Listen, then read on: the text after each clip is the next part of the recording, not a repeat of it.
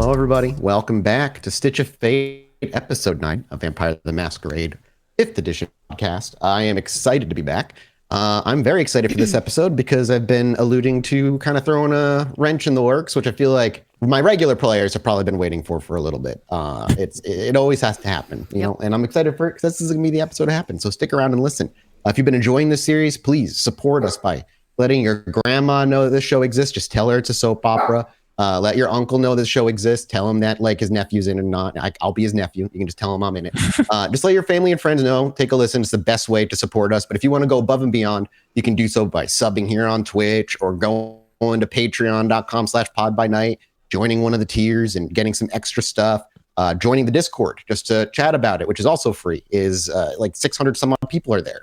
People always talking about theories and the story, as well as there's like little groups that are get together and game and hang out. So jump on. It's super fun over there. And you can also support us by grabbing merch as well, which is always up there in a link tree on our Twitter, which you can go find. Beyond that, hey, Jason. Hey, Mark. Hey, Bub. Hey, Dot. How are you? Hi. Well, hello. Hey. Hello. Doing great. This is the last episode for Bub for a few weeks. It's exciting. And we'll see what exactly is drawing him away for Duke's character here in a little bit. And so as our camera fades in on this new episode and evening, we see the car driving down the road on a very, very empty street. Much different than Chicago, there is no real nightlife out in Gary. Only those that are out taking a late night walk, somebody walking their dog, and another one seems to be drinking something from a brown paper bag. But as you enter closer to the center of Gary, the public works building and the clerks and all of that slowly fall into view as you take a right-hand turn on one of the main roads, and you can see those plain white concrete buildings just ahead. Do you park, I'm imagining, a couple blocks out, just enough distance as to not draw suspicion should something go wrong. And as the car rolls to a stop, is there any conversation Vera and Duke have? Or is it rather straight to business as the car turns the engine off? Duke will probably turn the car off and just wait to see if Vera has anything to say. She's usually very forward when it comes to machinations. And based on some of the questions that we had in the last episode, I think Duke has some lack of clarity on the immediate move. So he's sort of waiting. So as the car kind of rumbles as it turns off, Duke's hands at 10 and 12. 10 and 2, sorry. He just kind of, I imagine, just stares ahead rather blankly, just for a moment to give Vera that moment to speak. And Duke, you are unusually quiet, quieter than usual. What is on your mind? I think I am lacking the vision, Vera. I saw what we had in our last city. I saw what you were working forward. But having a tire shop, an auto plant of sorts, it seems, well, it's very out of character for a Toreador, forgive me. Well, I understand that, but so is Gary, Indiana, in this entire situation. I have some particular interests, but most importantly, I have to assure that we are all taken care of. And it's very clear that Jackson doesn't give a fuck about that. So I want to make sure that in Jackson's absence of care, we are taken care of. And the best way to do that is to show Jackson we don't need him. In fact, he's going to need us more than we will ever need him before this is over with. I believe that's a fair assessment. I think that he will, in fact, need us. And that's part of why we're here. Precisely. Trying to prove, apparently, that we are a tool to be utilized with motivational success. Well, tools are known to bite back on the occasion. You seem concerned about the tire shop. I know it is not our usual endeavor, but Gary, Indiana has no need for a nightclub or a country club or anywhere that I would usually convene. What we need Gary couldn't afford those things. Precisely. So what can Gary afford? Looking at this downtown area, I'd say nothing. But what it needs is a little spirit, a little shake-up. And since we can't stay at the tire shop anymore, we have to begin looking where we can. A safer location. Surprisingly enough, even in New York City, we didn't have to worry about werewolves at our door, the SI squatting in the airport. So, we're going to need a stronghold. A place that even the SI can't simply walk through the door. Understood. Does Duke's facial expression change? Does he remain stoic? Is there, for one who is spent so much time with Duke, even the subtlest of changes, is there anything that the camera may pick up? Does he look frustrated or? No, he's always trusted Vera's vision. Even if he has questions about it, I don't think he doubts that. Sure. Would you like to walk and see if I can find what I'm looking for? I'm definitely interested in sorts, but I would like to get a bit more clarity on this own situation regarding the prince. I find it a bit uncanny. The places that we've arrived to, Garrett from Gary has also been. Me as well. I'm going to keep him close. Another one that will become reliant upon both our money and our kindness. He doesn't see that yet. He sees this as a manipulation, and it might be easier if we allayed this visually so that this is definitely of his benefit. I agree. When we have something to allay to him. My hope is that when he sees the vision of the tire shop, it'll be a hard thing to turn away from. Very well. And as both of your hands reach for the door handle, headlights from behind roll up behind your vehicle and stop. Do they turn it off? It takes a few moments, and then yes, the lights are turned off. The car behind clearly being brought and turned off altogether. The street has been completely dead the entire time you've been on it. It seems a bit odd.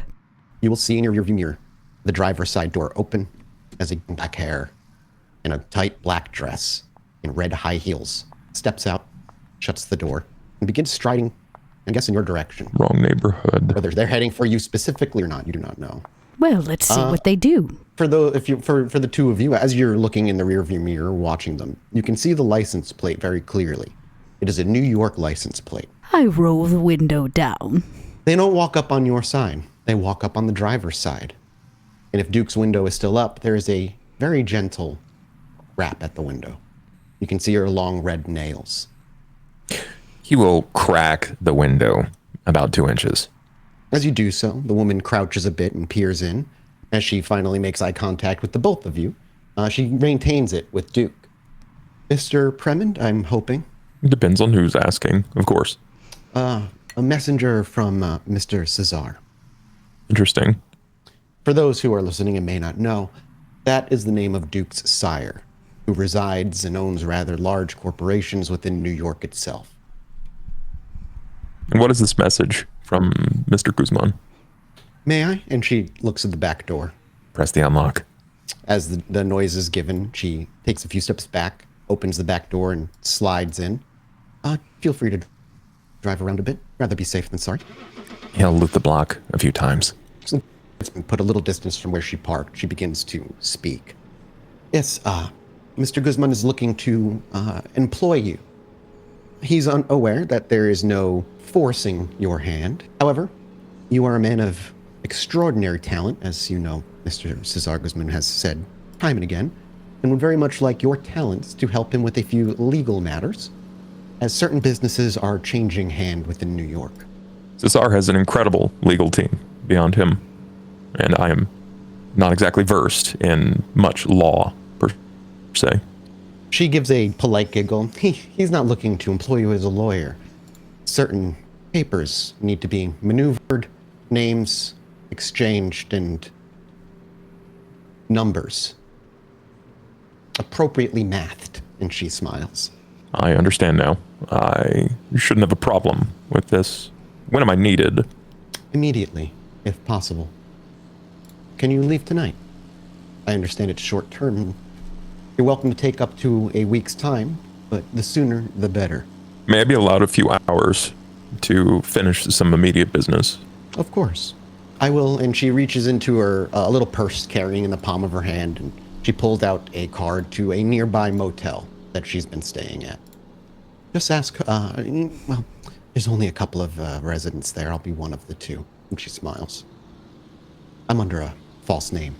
So she hands the card over, and we roll around the block, and you can see her car, unattended, no other cars in sight. No one seems to have followed her, at least not openly. Do you just pull up beside it and let her out? I'll pull back to my original parking spot. So you do so, and as you park, she quickly opens the door, There's a pleasure, Mr. Premin. You are a gentleman, as expected. And she looks to Vera. I apologize. I didn't get your name. Vera Volkov. There is a visual change in her face. What emotion it is, it's hard to say because it's only briefly shown before she has it under control. But hearing your name certainly seemed to have strike a chord. And she says, pleasure to meet you, Miss Volkov. And she smiles politely before she opens the door. Her long legs with those heels clack onto the asphalt underneath. She shuts it, and she makes her way back to her vehicle before she drives off. Well, Duke, you are wanted in many places. There is a certain irony to that. I would agree. Before you go, I have something for you. Very well. Can we see to this beforehand? As much as I would be interested in whatever gift you happen to. It's not even here yet, but yes. Thank you. I guess we Let's should go take inside. in the clean Gary air. As say so, the doors swing open, and we see the two of you step out, making your way towards the clerk's building. But as you stride down the sidewalk, our camera flies a distance. The city a blur under us as we make to the outskirts where this homes are residing. Now, Max and Robert, how did you make your way here? Did you go into the sewer? Would Robert go into the sewer? How, I'm curious. I know Max doesn't give too much of a damn, but it isn't important. I'm curious how Robert would handle such a thing. Does Max just kind of like instinctively go for a manhole when you make your way when you're planning on leaving? Yeah, I mean, doesn't make no difference to me. Yeah, up to what Robert wants to do. I can just be unseen, like I do. As Max reaches for the manhole cover, does Robert say anything? Robert says nothing. My years slumming it as Bob, my years traipsing this world as many different identities. To go into a sewer is nothing to me. It does not affect my station whatsoever. If a sewer is where we must go to complete our mission, then a sewer is where we will. Glad to hear it. I'm assuming that was all out loud. I hope so. I hope so. Absolutely. Loudly, in fact. So Max just reaches down, he pulls open the manhole. He doesn't say a word before Robert just exclaims his nonchalance with going into the sewer, and we see Max just stand there, listening. Yeah, then just And he does like, yeah, exactly. One of those. sewer it is. Okay. And Max just kind of jumps down, flops into the water as Robert follows by climbing down the ladder. And the manhole's placed down with that definitive clank, and little puddles of water reside right under your feet. The smell, well, you don't have to breathe, but if Robert chooses to try and smell what this place smells like, it just smells like rotten sewerage. And the two of you begin making your way. On these concrete walls, there are, of course, painted, most of it chipped away or faded by now, the names of streets, which way and which direction to go. So it's not as though it's like you could get lost very easily down here, Max, even if you haven't been down here very often. Was Max going to say something? Yeah, just conversing, Sure, doing the please. old walk and talk with Robert. And it's just like, Absolutely. You know, Robert, I don't see why everybody's so down on Gary. I mean, yeah, sure. This place is a shithole, but it's a sewer. It's not so bad. I could see this being an okay place to bring up Adelaide. I mean, you could control the conditions. That would be for sure. It'd be at yours to command. You expecting any rough stuff when we get there? Rough stuff is always on the table, I feel. Yeah, good point. One should always prepare for rough stuff. Although someone as stalwart as you, Max, are always prepared for the rough stuff, I'm assuming. Yeah. Well, I'm pretty good at it. So, you're packing heat, right? My weapon is my mind, sir, and my wit. All right, you're gonna put the whammy on people, huh? All right. So, this first place, that's where they got the car. He's got that piece of paper. Yeah. It's like, what is the address? The second address. And The second address it seems to just be a home address, a house amongst a row of homes that are seemingly nondescript, nothing special. so we got to assume that maybe we might have squatters like we did before, right? Oh, yeah, probably, yes. I mean, I don't know about you, Max, but it feels like Gary is one giant squat. Don't you think? A little bit. I'm getting that vibe. But how we want to handle this? Good cop, bad cop? You want to just get in there, GTFO, all of yous? That could work. And I do realize I am packing heat because as Bob, I packed heat. Therefore... A pistol? Or what do you have? Yes, I've got a 357 Magnum. Okay. The most gentlemanly gun you could have. I love it. That said, Well, not there quite. ain't no need to crack heads if we don't need to, so maybe they'll be reasonable, if in fact there's anybody there. As the stroll continues, and the two of you continue to speak, it doesn't take too much longer before you find yourselves on the street that is in the on the address written on the piece of paper, of course, underneath in the sewers. The two of you find a manhole cover nearby, and do you go invisible, Max? Or you're just gonna kind of throw up your jacket? I'm all wrapped up right now. But Okay. you know what? Heading into something like this, it's always best. So yeah, let's make that old rouse check there. Oh, that is a fail. Okay, so you just get a little hungrier, that's all. That's okay. I just ate. All right, perfect. And Max disappears from view. Do I need to do the same? Nope, because you're not going invisible. You can't go invisible, I don't think. Okay. Max just all of a sudden disappears from view. Your character would be very used to these kinds of things from Nosferatu. They are known to kind of just pop in and pop out of places. And you clamber up to the street level. We only see Robert as the manhole cover gets pulled off and then closed back on. And a row of single-story, single-family homes sits before you. Some have lights on, others do not. This doesn't seem to be terribly run down, no abandoned homes and the like, just nothing special about it. Certainly, there's a street light that is not working, but it's the only one on this street that's not working. It is the rest are still giving off some light to some degree. And as you continue to find the address, there on your right-hand side, it stands. A well-cut lawn, some trimmed hedges, and a light coming from the main window out front. Looking at kind of like an L-shaped home, brick. Cool. How you want to handle this? You hear a voice beside your ear. Well, You want to just walk if it up is and full up? of ruffians and ne'er-do-wells, perhaps your presence would be more of a plus in this situation, rather than you being invisible, so that we can just rouse them with intimidation, send them on their way. Yeah, well, in my experience, there's nothing more intimidating than a big nos suddenly de-obfuscating right in front of you. So let's save that till we meet whoever's in there.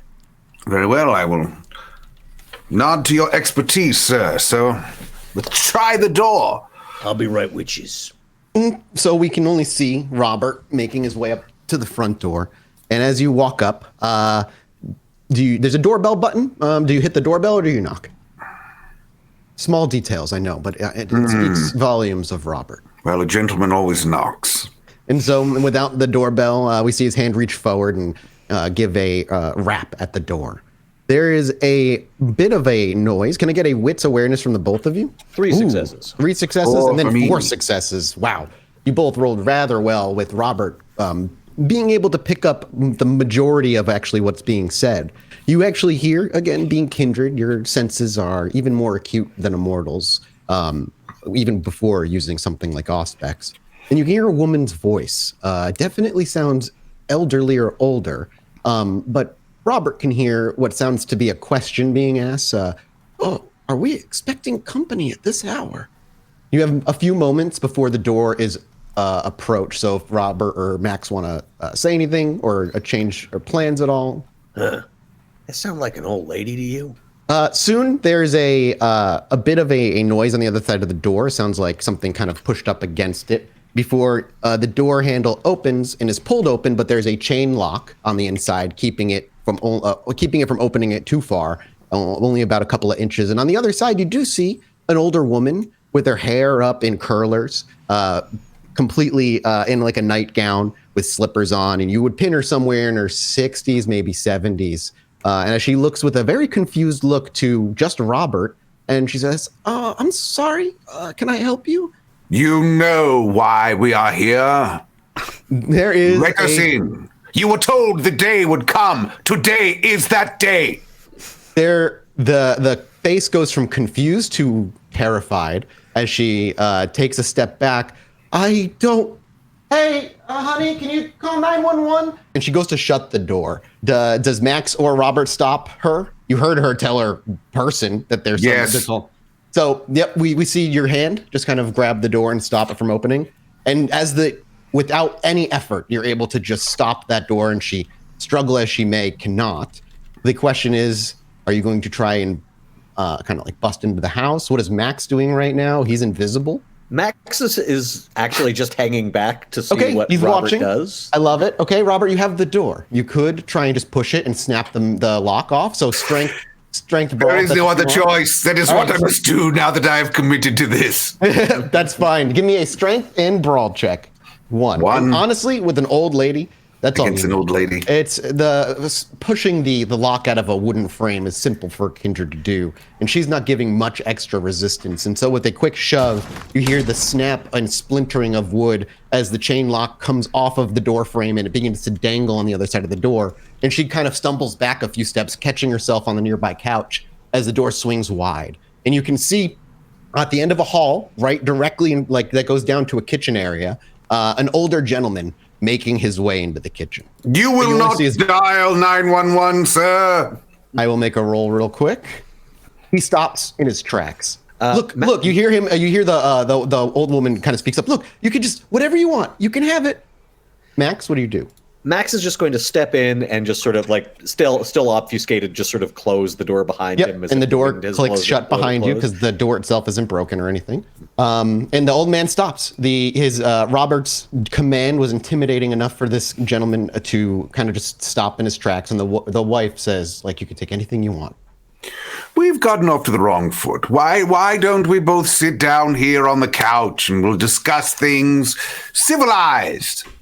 There is a moment of hesitation before the woman herself plops down on the couch, sits quickly, and the gentleman who turns around, and now you can see he's got like that almost Captain Picard baldness going, where he's got some hair on the sides. He's on just like a t-shirt and jeans, and he makes his way over to the couch and, with caution, slowly puts himself onto the couch. As the two of them sit down, Max is just going to sort of like, again, completely silently, just sort of glide through the house, like poking into rooms, just making sure there's nobody else in the house. As you look from room to room, you see a bedroom that seems to be being used, a kitchen that it looks like dirty dishes have only recently been put into the sink. And the only thing that sticks out is it's rather late. It's it's like 1 or 2 a.m. at this point. However, the TV is on, and that doesn't necessarily mean that they're not just don't enjoy staying up late in their old retirement age. There is a door that does lead to a basement eventually as well. Do you stay up up here with Robert, or do you head down? And basically moving over beside the door, positioning himself so they can't just like grab a phone or sure, absolutely, yeah. As far as you could tell, there are no phones within their immediate grasp. You saw one of the cell phones in the kitchen as you were looking around, and the other in the bedroom charging. Max will have collected both of those, certainly, easily. And you don't see any landlines in here. As he glides by Robert, Robert probably just hears like, "It's all you, Chief." They're sat and they're looking up to Robert with concern on their face. Fear would probably be a better word. What does Robert say to them? You said they got started off on a wrong foot, and they take a seat and they look to you expectantly. First of all, is there anyone else in this domicile at the moment? They both say no, but I need you both to make me a wits insight check. But so first of all, Robert critted, so he has not 2 successes, but 4 successes on that. Amazing. We'll see what our dear wits boy rolls. Well, you do your best. Yeah. You can't tell, but Robert, it isn't something on their face. It isn't the way they say the words. There's truly earnestness in the tone of their voice, and the concern on their face is real. But it's your beast. The thing that resides in your gut, the thing that makes you the vampire you are, stirs slightly, instinctually like a gut feeling. You do not believe that they are telling the truth, but you're not sure if they know they're not or not. It stirs only momentarily before it settles. I want to let Max know that I'm feeling this. Could pontificate out loud. If only my friend Max were here, he might he might think that you're not telling the truth. There's there's no moment of confusion on their face. They just stay deathly afraid. Like, no, I there's nobody else here. There's no one, I swear. And again, that earnestness feels real, but your beast rouses again, and there's something about your gut that says they're lying. Only place I haven't checked is the basement. Is that correct? That is correct. Robert will again hear like a voice beside his ear. It's like, tell me about the basement. It's where we do our laundry. Or launder your money. Oh, no. And then the older gentleman goes, I already went to prison for a few years for that. I would never do that again. I knew it. And there's that maybe there is that satisfaction that Robert feels. You can tell. You two stay here. They nod emphatically. Yeah, we won't go anywhere. I walk backward toward the basement door. Reach for it? With the idea that Max will go down there. I'll open the door, not leaving their sight. My eyes are fixed upon the couple. As we see like this, Max flies in behind me. As we see Robert backing down the hall, facing the couple the entire way, reaching behind him and pulling it, you realize that it's deadbolted from the other side. Okay. There is a struggle, but you could strength brawl it if you wanted to. Okay, Robert, and just pull it and break it like you did the front door. So he's deep in thought. If my friend Max were here, he might try to break this door at the same time that I would for maximum, no pun intended. Now, question, can I do that without deobfuscating? No.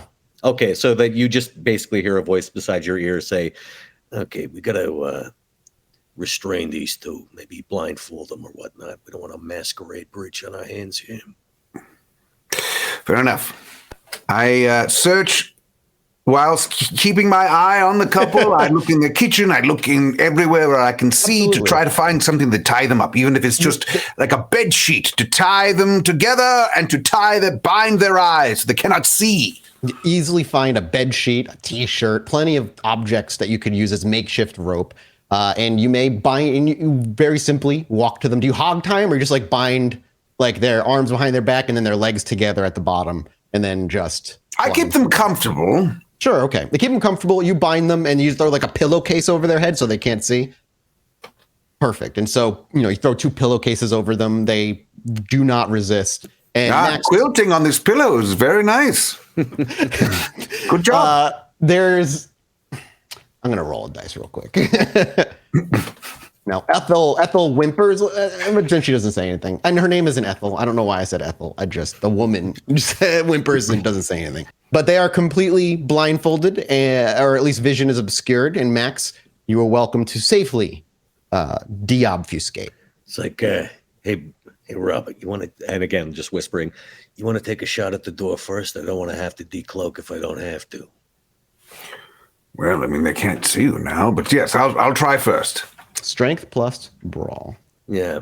What I'm thinking is if there's somebody downstairs, might be good to go down unseen. 3 successes. Wow, beautiful. That's all, and it's very simple. As you turn to the door and pull on it, with just one sincerely tough tug, the wood on the inside you can hear splinter again, and this one gives way. But since this one's coming towards you, the door frame does kind of splinter outward as pieces of wood fall on the ground. But as soon as the door opens, the silence of this home, the calm that sat through it, even the confused old couple, is drowned by the sounds of many voices, men and women, speaking in unison, just a half second off from each other. So as the first word is spoken, multiple voices then almost gives it a reverb feel to it as words just are being spewed. And as you listen to it, there just seems to be a bunch of nonsense, things that don't string together, words that don't belong together, and whatever is being said is meaningless.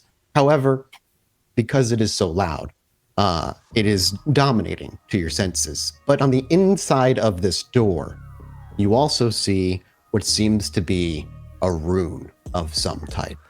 And as you step back, Both of you would likely pin this as some sort of blood magic, perhaps, though Max, in Sean's thin blood days, this could be thin blood alchemy as well. It's hard to tell on first glance. Ah, crap, I hate this shit. I look at the couple with a scolding glance and I say, no one else in the house. They do not respond. They sit on the couch with pillowcases over their head. Okay, you want to check this out? They's tied up, they're not going nowhere. This escalated quickly, as the young'uns say. Max is going to go down first, still obfuscated. So Max, the camera will follow behind. Does Robert actually follow, or does he stay upstairs? I will stay at the top stair, Keeping an eye observing on Max. I will be 5 stairs behind him. And so the camera follows a figure that cannot be perceived, all the way down these concrete steps that have seen years and years and years of use, worn down and chipped. And as you get to the bottom, as the voices get louder, you turn expecting maybe something similar to what you saw that time in New York, where things may have been being summoned and darker magics that you knew nothing of were being employed. But what you turn to see surprises you. It is not a cacophony of people all speaking in unison with each other, but a single person chained to the ground on their wrists and legs, looking upward as their hair hasn't been clearly taken care of in such a long time, straggles outward. As you walk closer or get a better view, she's on her knees, her head is back, and her eyes are flittering as the voices are very clearly all coming from her mouth. Holy shit. Wits awareness. You both see this, obviously, as you make your way down. Max, have you seen this before? Not this specifically, no. This is a new one on me, I gotta say. As you gaze about the room, there are odds and ends and bits and bobs thrown about, but there does not seem to be another person or individual in here, at least not at the moment. Okay, shit, yeah, I'm curious. What do you do? I feel as if we let this person go, we could unleash something even more sinister. Yeah, I don't think we should fuck with this setup, whatever this is. Maybe we get Duke over here, Vera to have a look. This is a little out of my wheelhouse, you know? I agree. I'm going to go question the couple some more. Yeah, let's get the hell out of here. So you make your way back up the stairs, and as the camera follows you up the stairs and the voice echoes and follows behind you, as you make your way up to that last step and take that last step, the camera will cut. We return to the building of records. Getting in was easy, but please make me a dexterity larceny check, as you're going to have to break into this place. Question. Before we walk up to the building, I think Duke is going to take a minute. Vera. Yes. This is a rather rare opportunity when it is just us. It's true. And an old habit of mine. I wouldn't be so happy to see die hard. I want you to break in. Oh. Well. You remember in New York before we met, before I brought you the Victrola. I was known for breaking in a few buildings. Mathis, I imagine there's a window on a different story or something that's maybe not as secure as the front door. Of course. How difficult. I just wanted to peer into the mind of the artist. I used to have to clean a few messes from time to time. And it is important to keep in mind, because this is Gary, the windows are barred. Of course they are. I just would be interested in seeing how the artist worked in a situation like this. Well, let's see. I must say, it's been a while since I've had to work that tool set, I guess. I will scour this building. What is the best way in, Mathis? The easiest way in? The easiest way in is the front door. Okay. If you don't want to take the front door, there might be an entrance on the roof somewhere. You have to clamber up and get up there. But honestly, really, the easiest is the front door. There are old, from 1980s, never updated cameras that are in the corners of the building, CCTV cameras.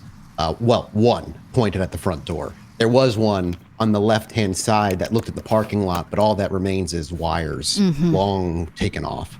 Is this building tall enough to have a upper floor entrance, like a roof access point for maintenance or something? Yeah. That's it's 2 stories, and Vera would hazard to guess that it likely does. Well, since I am aiming to become a valid businesswoman in this town, I feel like being caught even on a CCT camera would be a bad idea. And Vera has to fulfill Duke's wish, so it would be far too easy just to break in the front door. So Vera will attempt to scale the building to the top, whether that's a fire escape or a set of windows. Dex athletics, and they're not a fire escape. You'd have to, but you could use the bars on the windows as leverage. Oh, and with perfect. your supernatural agility, being able to leap higher than the average human. Yeah, and you know what? Vera's feeling really good, so she's going to rouse. Okay, new hunger. I did get more hungry, but I will add some dice. A 4, but it is a bestial failure. Can you describe, even with the bestial failure, it doesn't undo the couple of successes you would And walk I away will with. say, you know what, chat just reminded me. Thank you, chat. I do have Cat's Grace, I believe, which means that anything that's dex-based I get some bonuses to that. Okay, no problem. Let me just double check Even that. so, though, even with the bestial failures, 2 successes is enough for Vera to make her way to the top of the roof with very little difficulty. What does it look like as Vera is not using a fire escape here, as she has to use the bars on the windows and maybe a chipped away brick and the like? I imagine if I'm using the brick in the building, it looks a little like a backwards crawl. You know those sticky things you slap to a window that crawl down? Vera's looks a little like she crawls up. So as she gets to the first window, I imagine she grabs it by her hands and does a handstand, and then grabs it by her feet, and she rolls up to the next level, and it becomes this kind of slow roll process to the top using an excessive amount of dexterity. And it looks, if anybody was seeing this other than Duke, there would be questions of how someone is even capable of doing it. But impressively, she makes it look easy. Duke, you could get up there. It'd be a difficult climb, but you could probably make it. I think Duke will just wait for a door to open. Sure, fantastic. And so, Vera, as you make your way to the top, there is a small hatch that would be where maintenance could come and go.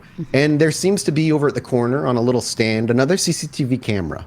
However, while it may have been pointed at the ceiling entrance at one point, it now dangles with spray paint over it. And if it was operational, it's just pointing at the ground. Anything on the roof?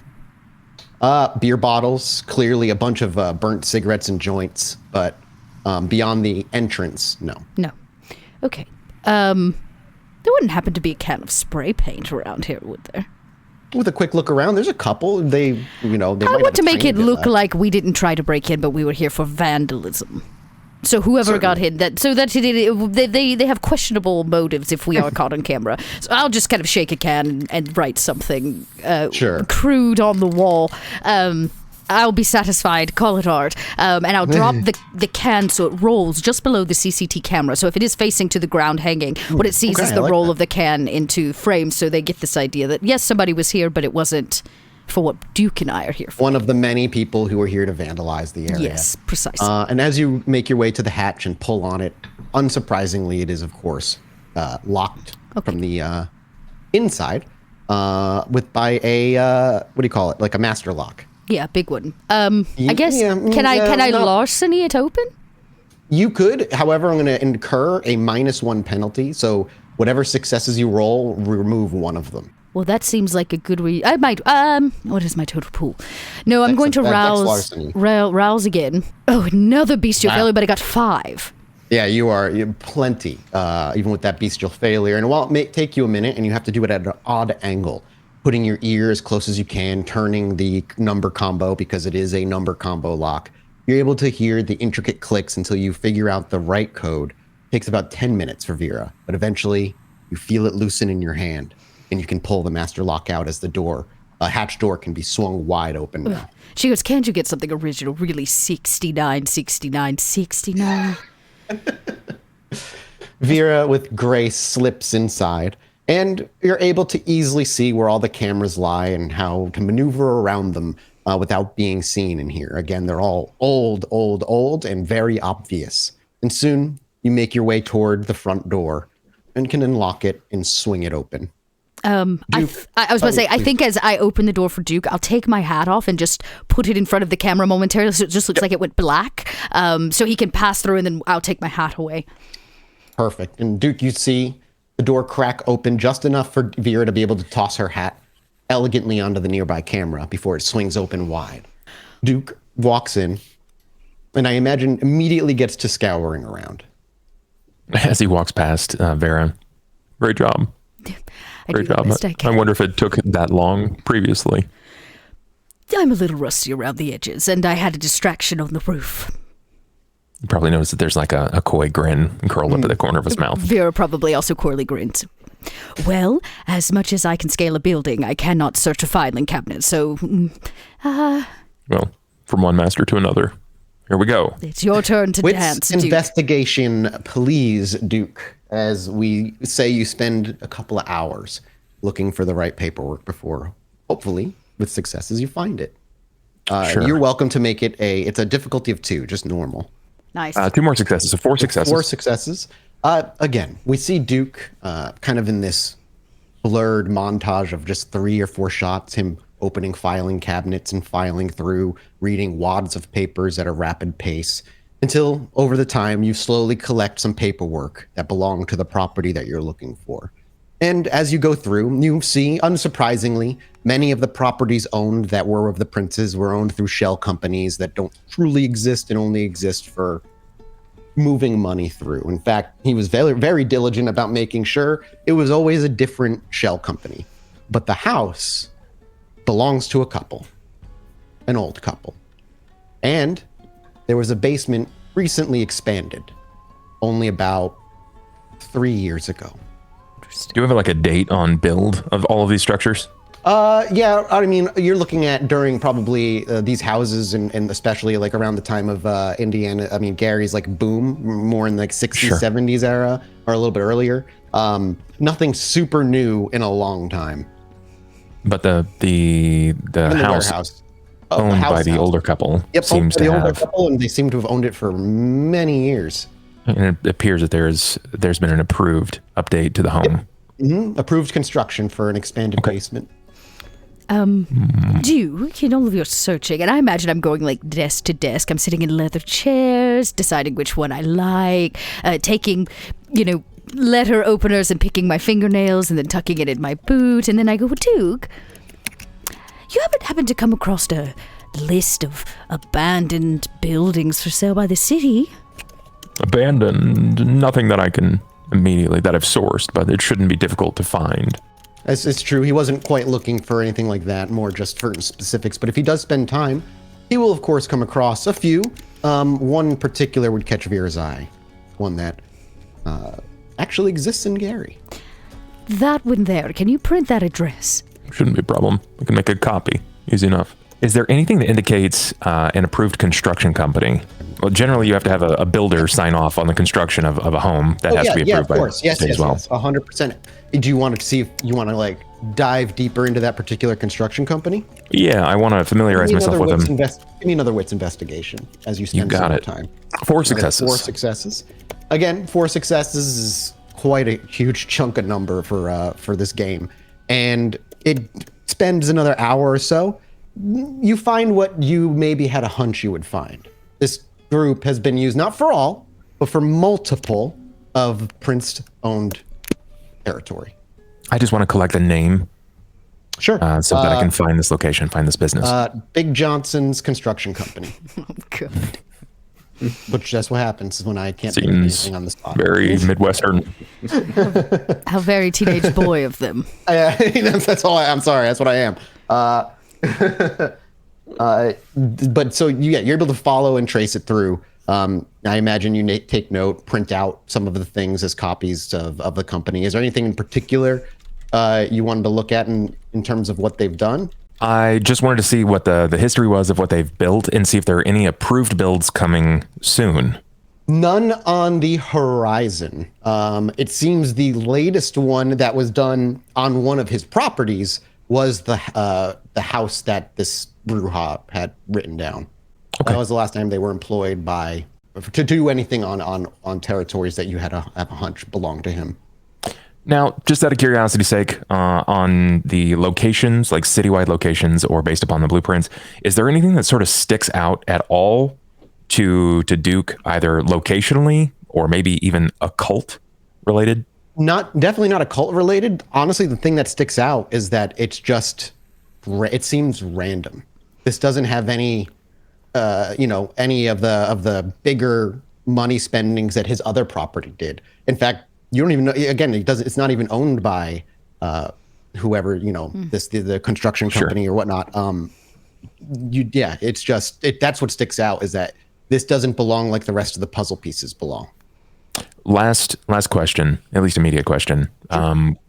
Peering over a Gary map, if I can build a box around these locations from one corner to the next, how far away are they? That's a very good question. I would say I don't know miles, but it's about a little past the half of Gary's distance. It's like half the city away, just a little more then. Sure. So it's not very large. No, Gary's not large at all in general. Gary's a very small little town, more or less. Okay, then I find the nearest red pen on a desk. And you do so. I'm basically going to build like a roundabout area. And you see this all pass it up to happening Vera. Vera, like silently. You see him pulling papers, and then at this point, he pops their cap, clicks a pen open, and he starts circling. I'm just watching. This is, like I said, I did my performance. Now it's time for Duke's. It appears to be a few miles radius from this centralized location. He owns 4 buildings, as far as I can see, but many of them seem to be stationed under various shell companies. This one remains vacant. This building is, this is where we are currently residing, the tire shop. The ownership is still there, but it seems to be condemned. Lovely for a home, I think. For now, anyway. The only one that stands out is the structure. It appears to be a home built somewhere between the 40s and the 60s, and it has recently seen approval for reconstruction in spaces. Do I based know upon this the ownership? Address? What was that, Vera? Do we know the address? It's the address you sent Max and Robert to. Interesting. It's residential. This is the one that was Based marked with all the money. Looking at the general ownership, the individuals who owned this, they were the original builders in between the 40s and the 60s. I'm guessing that they're very old. Either that or they've been ghouled. And if they are very old, I would like to leverage the idea that they're not building a sunroom. It appears that there's a basement addition. Surprised. Well, I imagine that Jackson might want to know about the shell company or two. That way, if it is something he can claim or find a loophole to reclaim, I imagine he would want to do that. That way he can decide what we're going to do with all this property. I do have a construction company that has been approved to work on every location. Forgive the horrific name, but it's Big Johnson's Construction. Oh, well, nothing like Big Johnson to come in and fix up our tire shop to really seal the deal. You can appreciate the originality of Mr. Johnson himself. Oh, I look forward to meeting him. If he's anything less than 6'2", I might kill him myself. You don't go walking around with a name called Big Johnson if you don't actually have a small penis, Duke. And there might be some irony there. I'm not exactly hoping to figure this out. I just want to get to the bottom of this. I understand. But as much as you and I love a good mystery, you only have a few hours left in town. Is there anything else that I might be able to reasonably fetch for you? No, this is actually a great start. I would like to see this location, though. I might have something coming down the pipeline here. As you point to the abandoned building that you have interest in buying, I imagine? Mm-hmm. I pan out the blueprints in front of her, and I'll make copies as necessary. I'm not one for history, but this one here has a particular story here in Gary, Indiana. It's an old bank. Left abandoned, but the safe is still intact. Most of the building is, in fact. One way in, one way out, because it's a bank. And if we restructure it to be a functional one, we can move money throughout Gary, Indiana through it. More importantly, banks fall under federal jurisdiction. And therefore, you cannot simply walk in the door with guns. There's nothing like a good yellow or red tape for law to really get your goat going. It's a safe location for us to live. And the lupine can't walk through the door either, because they'll have the police on them very quickly. We can use the tire shop to fund the bank's restructuring, go through all the right outlets to start the business. It shouldn't be difficult, Vera. This place is forgotten. Precisely. So let's give them something to remember. Nothing like an old historical bank getting a renovation to really say community spirit. If I can be honest, I don't fully see what seems to be the problem with Gary, Indiana, and why. At this point, we've been sent here. It's failing. Why would you wish to reclaim this hovel? I imagine it's for a few reasons. One's Jackson didn't tell us, but if it is true that there's both SI and lupine activity here, the reclaiming is because the Camarilla wants it, not because Jackson does. If Jackson wanted Gary, he would have moved sooner. It's very clear the last two princes have been less than for the job.